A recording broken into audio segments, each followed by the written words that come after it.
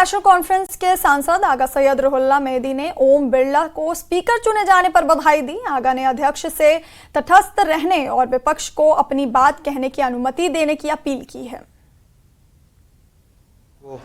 Jammu Kashmir national conference की तरफ से स्पीकर मुंतखब होने पे मुबारकबाद पेश करता हूँ और आपसे ये गुजारिश है कि आज के बाद आप न बीजेपी है, न कांग्रेस है, न समाजवादी है।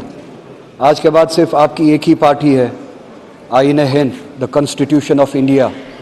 उम्मीद है कि आज के बाद आप उसके कस्टोडियन होंगे और इस हाउस में, जिसे जमहूरियत का सबसे बड़ा इदारा कहा जाता है, जमहूरियत की मिसालें होगी।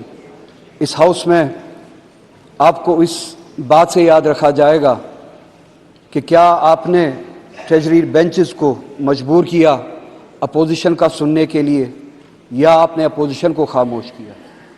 आपको P20 के लिए याद नहीं किया जाएगा, आपको याद किया जाएगा जब इसी ऐवान में एक मुसलमान MP को टेररिस्ट कहा गया क्योंकि वो मुसलमान है।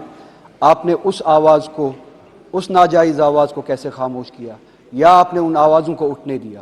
अगर एक MP जो चुना हुआ नुमाइंदा होता है, अगर उसको इस हाउस में, जमहूरियत के बड़े इदारे में टेररिस्ट कहा जा सकता है, तो उन मुसलमानों को सड़कों पे भी टेररिस्ट कहा जा सकता होगा।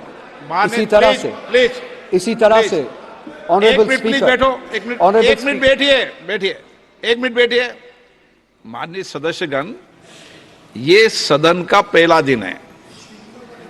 आप बोलते समय क्या टिप्पणी कर रहे हैं उसका ध्यान रखो। अभी कार्यकाल को देखो, उसके बाद टिप्पणी करो।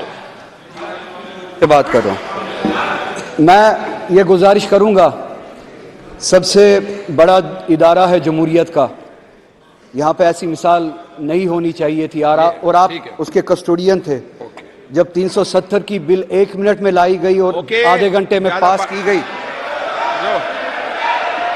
आधे घंटे में पास की गई। इनको ज्ञान नहीं है, उस पर 9.5 घंटे तक डिबेट हुई थी। चलो बैठे।